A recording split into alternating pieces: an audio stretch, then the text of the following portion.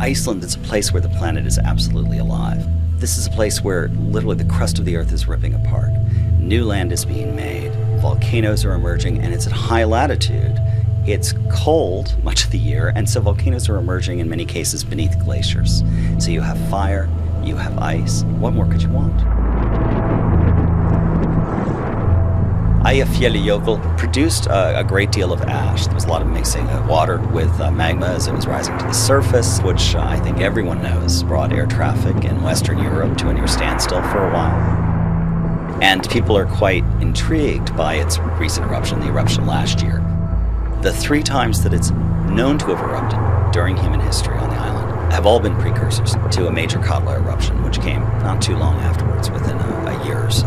And so that has everyone thinking Katla may be about to go. The Icelandic people are fairly resilient and fairly well adapted to living with their volcanoes. They monitor them closely, so they're always on the watch for tremors in the earth that might signal the movement of magma that could be the precursor to a major volcanic eruption. And they are wise about where they live. They don't live on these huge gravel plains on the southern coast of the island that have been created by these massive floods. Where they live near the coast, they live on ground that's usually protected by high ground.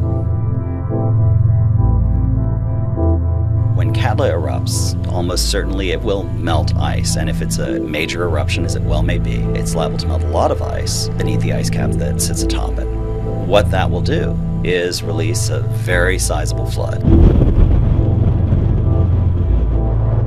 Both at Katla and at volcanoes such as those under Vatnajökull, the world's 3rd largest glacier, Grímsvötn, which erupted earlier this year, when these have produced major floods, the volume of water over several days after the flood begins has equaled the flow of basically all the world's large rivers combined. Staggering volumes of water flowing into the ocean from these melted glaciers.